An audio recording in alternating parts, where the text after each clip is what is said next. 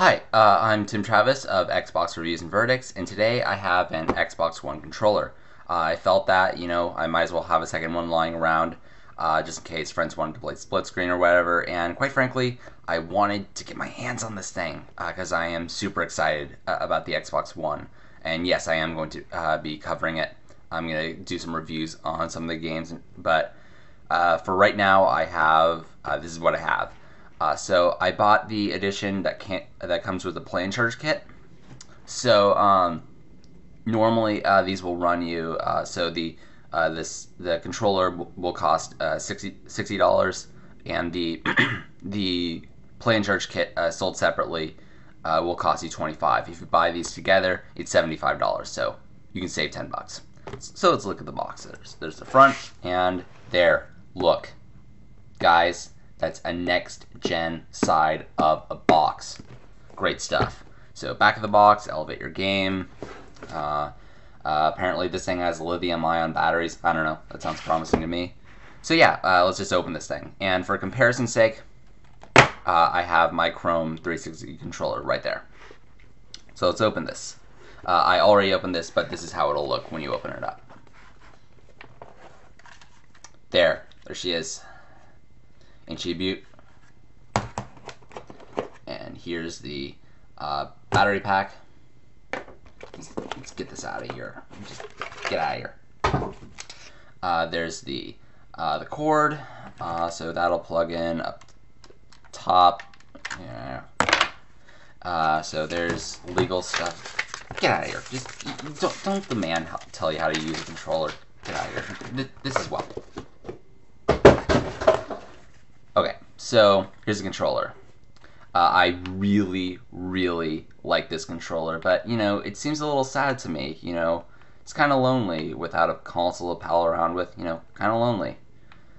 Who am I kidding? Microsoft products don't have feelings. Anyway, so here's the controller.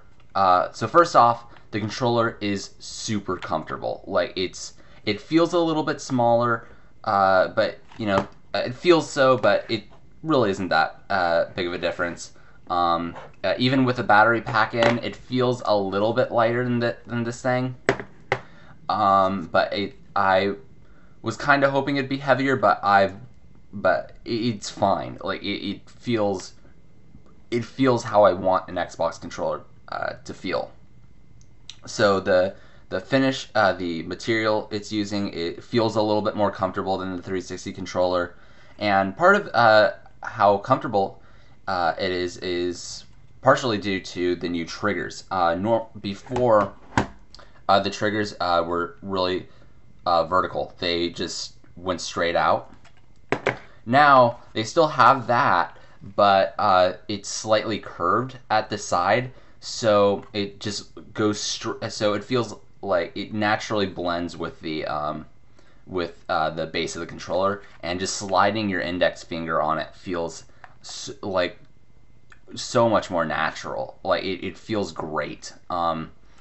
It's really nice. I cannot comment on the impulse motors, so there's going to be like a little bit of rumble coming out of the triggers. I can't give you my impressions on that, but it seems kind of nice. So let's talk about the bumpers. So there's a little bit more of a jump going from the trigger to the bumper, but it's nothing you won't acclimate to. The thing I noticed was probably the bumpers are slightly clickier. On the old controller, the bumpers kind of jutted out.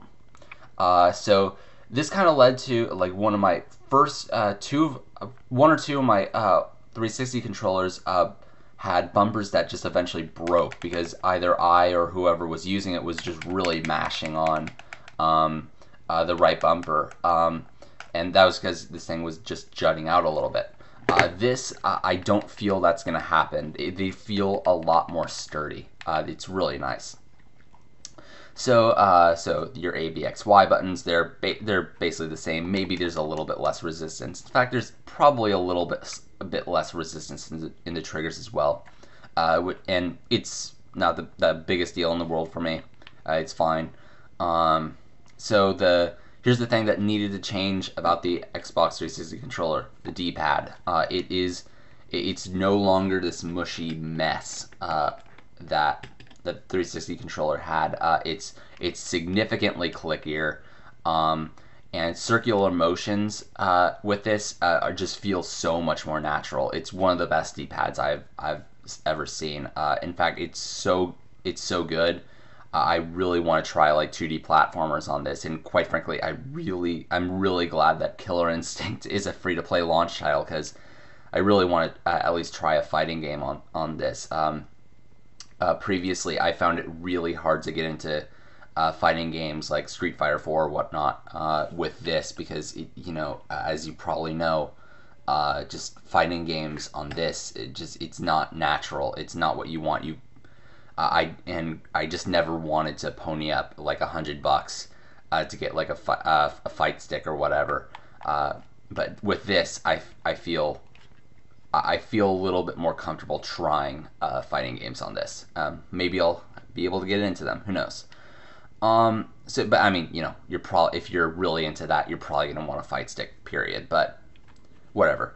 Let's see, the analog sticks. They're totally analog sticks. The material is probably a little less rubbery than that of the 360 controller. The thing I noticed about them is that the tops of them are a little bit smaller than those on the 360. That's only really noticeable for people like me who are huge and like 6 feet tall and have huge hands. They're a little bit smaller. But it's not that big of a deal. It's nothing playing hours and hours of Battlefield 4 won't clear up.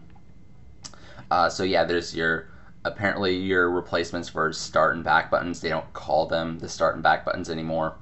So the right one with the 3 lines will probably be your start button, your options menu. I don't know. And the one on the left, it would either be a back button, but it could be a back button, but the picture leads me to assume that it might be used for the Xbox One Snap feature that you can where you can multitask and whatnot. But I haven't played any Xbox One games, so I can't comment on that. I wouldn't know. So the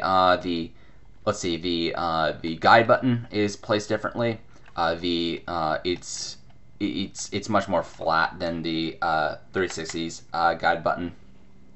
The thing I noticed about it that I'm actually really surprised I noticed was that before, with the 360 controller, if you were going to use your right hand to press the button, you would have to kind of make a jump from the right analog stick to the button. And especially with if you were, say, changing gears in Forza, you would have to, and you were going to press the guide button, you would have to make kind of a jump to go from the buttons to the face buttons to the guide button. But that's no more with the Xbox One controller. All you really need to do is just slide your thumb forward. It's kind of nice, actually. So yeah, that's basically everything about the Xbox One controller. As far as things I don't really like about it, as mentioned, maybe the analog sticks are a little small for people like me who are gargantuan. But the other thing is Microsoft. It's 2013. No more battery packs. This is the one thing that I felt Sony got right with the DualShock 3.